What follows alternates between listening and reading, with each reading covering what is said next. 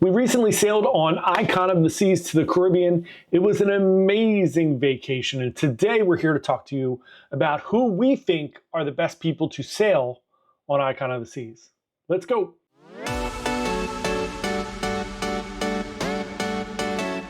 Hey everyone, John here from Byte Cruises. Welcome to the channel. Today we're talking all about Icon of the Seas. If you're new to our channel, thanks so much for coming to check us out. We are a travel agency. Our goal here on YouTube is to give you the best information possible about cruising so you can plan and go on an amazing cruise vacation. Like I said, we recently disembarked the Icon of the Seas. We had just an amazing time. There were some critical points, some ups and some downs. I talked all about them in my review and debrief, which you can see right here. And if you get something out of this video, we would love for you to share it, to like it, to subscribe. Come along with us. We put out cruise videos just about every day. We talk about this wonderful cruise life. Let's get into the Icon. So Icon of the Seas is currently the largest ship in the world for like another few weeks or months, whatever it is. Short period of time until Star of the Seas comes out. So very, very soon it will be down to number 2. But it is an amazing cruise ship. There are so many things to do, which is going to lead me to my first point. Generally, I say for most cruise ships, when we talk about who should sail on them, I say everyone. Everyone should try different ships and different things. But that's not always the truth, and that's not always for everyone, especially with some of these big ships. There are some people that just hate these giant cruise ships. There are some people that don't like smaller cruise ships, but not as much hatred on smaller cruise ships. People do seem to be very, very polarized on the large cruise ship. Here's the thing. This ship is a destination. It's not just a cruise ship where you're going on and you're doing this old school cruise experience where you get on this cruise and you go to beautiful islands. You get off, you do all the great things there, and then the ship takes you to the next island. And oh, by the way, you sleep there and you get some food. Not the case on Icon or a lot of the Royal Caribbean ships. So let's talk first about who this ship is not for. It is not for people who want that relaxed, quiet, shuffleboard, just maybe some trivia, a lounge performer. This ship is not for you. So, doesn't mean that you can't sail on this ship because you can find all of those things on this ship. Today, we're just going to focus on the people we think are best for this ship.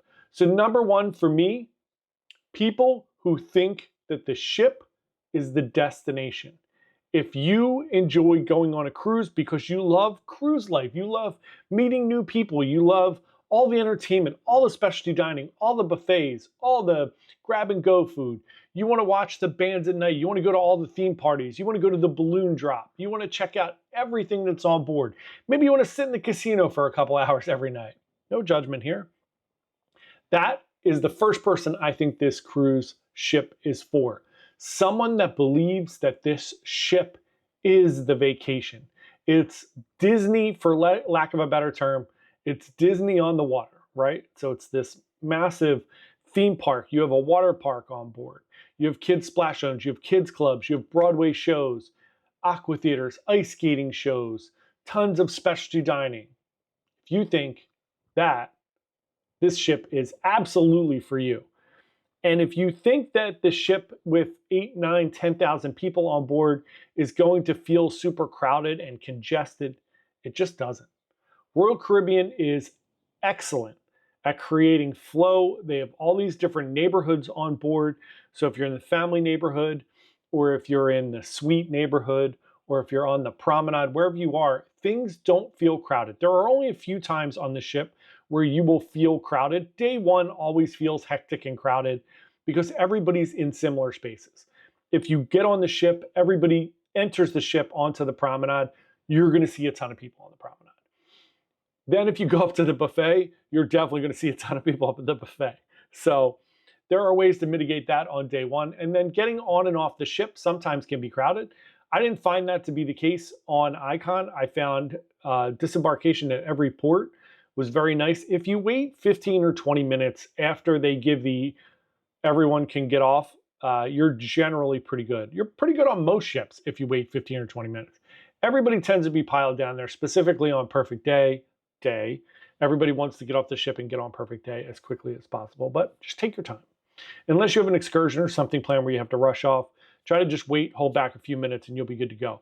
Next up, the second group I think is great for this ship are families.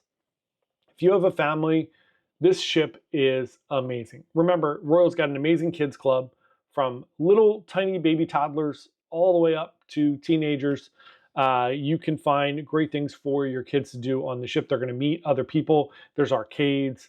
They have, like I said, the water park where they can go on water slides and do a bunch of things, mini golf, basketball, pickleball, all the fun things that you could do. There are tons of things to eat.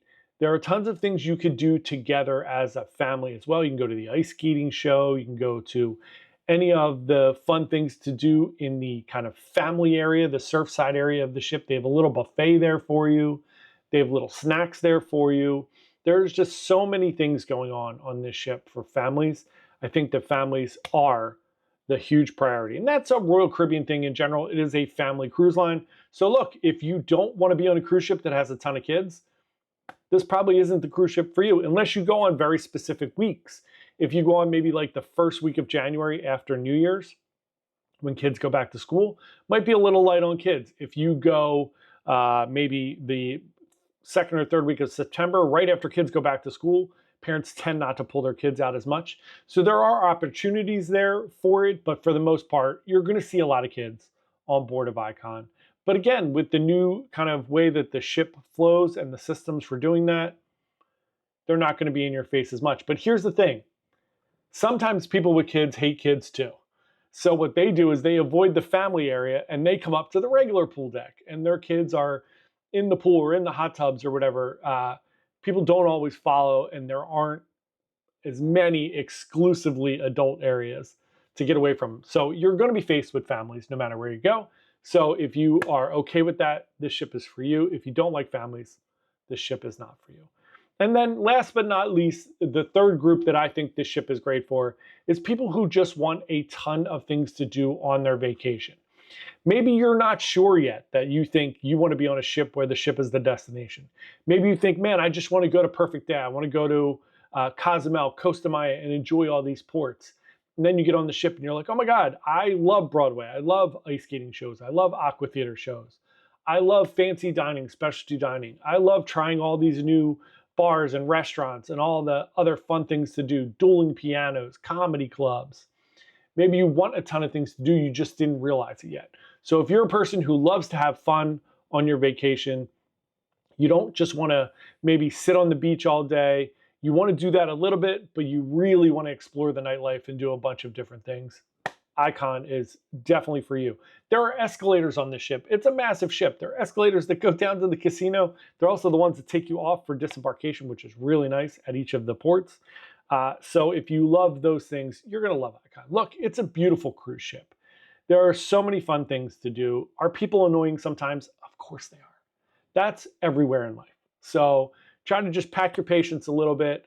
Come ready to have a great time. Enjoy this amazing cruise ship.